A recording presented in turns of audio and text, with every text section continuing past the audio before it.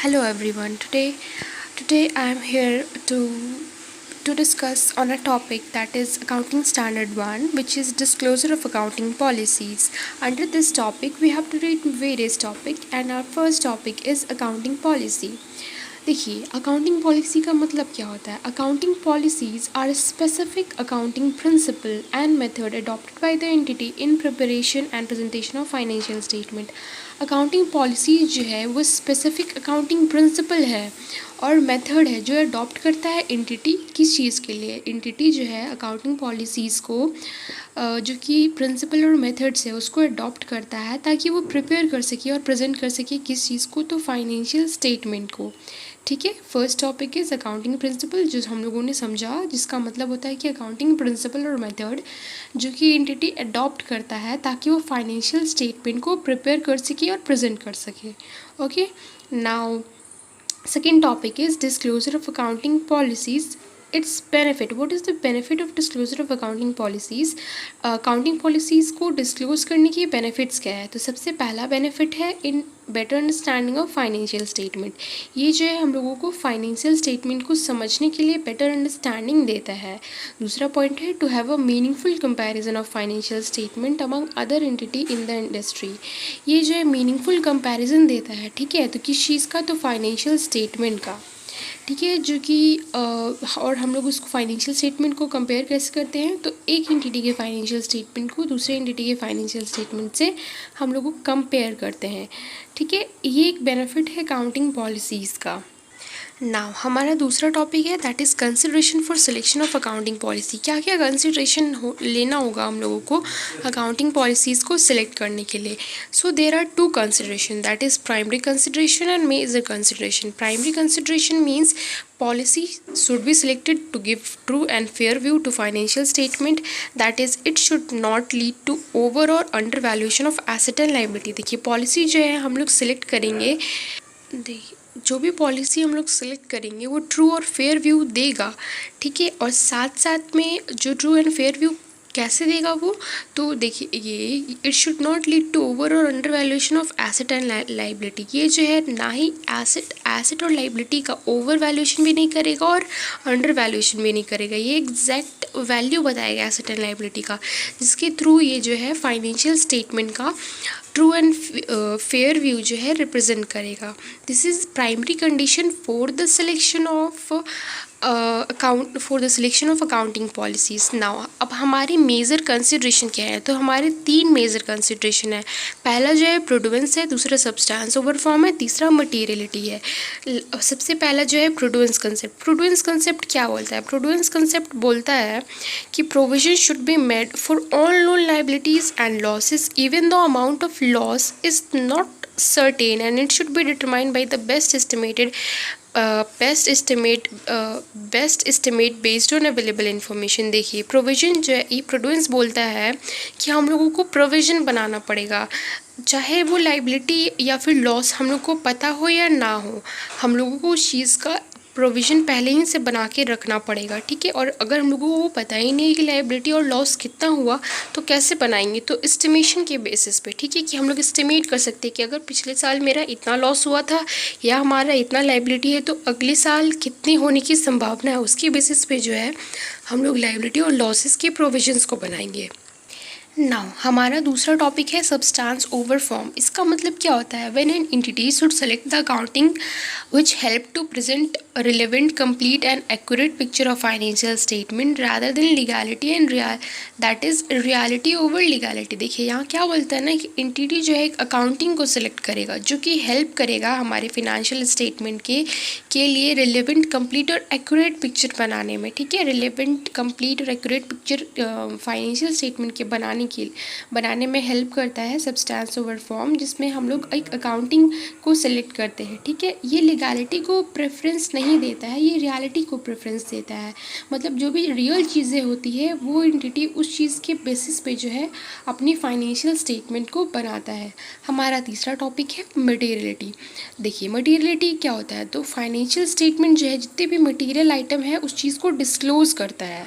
It means that no material item should be omitted from the financial statement। इसका मतलब ये होता है कि कोई भी मटेरियल आइटम जो है वो फाइनेंशियल स्टेटमेंट से ओमिट नहीं होता है। सारे मटेरियल आइटम को हम लोगों को डिस्क्लोज करना पड़ता है अपने फाइनेंशियल स्टेटमेंट में। नाउ हमारा दूसरा टॉपिक है डिस्क्लोजर ऑफ अकाउंटिंग पॉलिसी। देखिए, disclosure of accounting policy is an important topic. Generally 1 या 2 मार्क्स के क्वेश्चंस में ये पूछ सकता है, that is what is the disclosure of accounting policy. Accounting policy की डिस्क्लोजर्स क्या है। तो सबसे पहला जो है वो है accounting policy should form a part of financial statement. Accounting policy जो है वो फाइनेंशियल स्टेटमेंट का एक पार्ट होना चाहिए। दूसरा है disclose all the policy at one place, it should not be separated over the financial statement. देखिए, जो भी पॉलिसी जो है वो डिस्क्लोज होगा एक ही जगह पे, ये हम लोग पूरे फाइनेंशियल स्टेटमेंट में इसको फैला। नाउ हमारा थर्ड पॉइंट जो है वो है disclosure is not a remedy for wrong और इनएप्रोप्रिएट अकाउंटिंग। देखिए, डिस्क्लोजर जो है वो किसी भी तरह का रेमेडी नहीं है किस चीज़ के लिए, या रॉन्ग और इनएप्रोप्रिएट अकाउंटिंग के लिए। अगर हमारा अकाउंटिंग गलत है तो डिस्क्लोजर जो है वो रेमेडी नहीं है, वो बस एक तरीके से हम लोग डिस्क्लोज करते हैं कि ये चीज़ गलत है। Okay. Now, fundamental accounting assumptions. There are 3 type of fundamental accounting assumption. First one is going concern, second one is consistency and third one is accrual. 3 तरह के फंडामेंटल अकाउंटिंग एजम्पशंस होते हैं। पहला गोइंग कंसर्न, फिर दूसरा consistency और तीसरा accrual होता है। गोइंग कंसर्न क्या बोलता है, it is assume that an entity continue its business for foreseeable future. देखिए, गोइंग कंसर्न बोलता है कि एंटिटी जो है वो कंटिन्यूसली बिजनेस में है कि ये अज्यूम करता है कि एंटिटी जो है अपना बिजनेस को कंटिन्यू करेगा फोरसीएबल फ्यूचर। ना हमारा सेकेंड पॉइंट है कंसिस्टेंसी। कंसिस्टेंसी का मतलब क्या होता है, it is assume that accounting policy followed during current year are same as previous year and there is no change in accounting policy. इसका मतलब ये बोलता है कि अगर हम लोग आज एक अकाउंटिंग पॉलिसी चूज़ कर रहे हैं तो उसी अकाउंटिंग पॉलिसी को हम लोग प्रीवियस ईयर में भी फॉलो किए थे, उसको ही हम लोग करंट ईयर में भी फॉलो करेंगे और maybe in future we should also follow that. It means consistency मतलब एक साल अभी अगर हम फॉलो करते हैं तो आगे भी उस अकाउंटिंग पॉलिसीज़ को फॉलो करेंगे, that is known as consistency. Now third point is accrual. It means if expense incurred for a particular accounting period it should be recorded in the same period. अगर expense जो है incurred होता है एक particular accounting period में तो ये जो है रिकॉर्ड होगा सेम पीरियड में। ठीक है, अगर इस साल मेरा एक्सपेंस आता है तो इसी साल मैं अपने एक्सपेंस को रिकॉर्ड करूँगी। नाउ अब हम जो है अपने अकाउंटिंग स्टैंडर्ड 1 में लास्ट टॉपिक पे पहुंच चुके हैं, जो एक तरीके का नोट है। इस नोट में हम लोग 2 चीज़ें पढ़ेंगे। First thing is accrual basis of accounting should be followed for true and fair view of such financial statement and therefore there is no option available to companies to follow cash basis. देखिए, accrual basis जो होता है accounting का वो जो है follow होता है ताकि वो ट्रू और फेयर व्यू दे सके फाइनेंशियल स्टेटमेंट के लिए। इसलिए कंपनीज के पास ये ऑप्शन अवेलेबल नहीं होता कि वो कैश बेसिस को फॉलो करे। तो हमारा दूसरा नोट ये है, if a management believe that an entity may no longer be a going concern.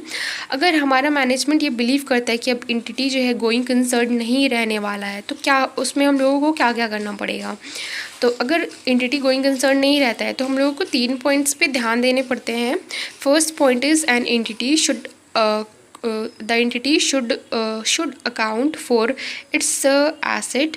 देखिए, एंटिटी जो है अपने एसेट का वैल्यूएशन करेगा एट NRV और liquidation basis but not on historical cost.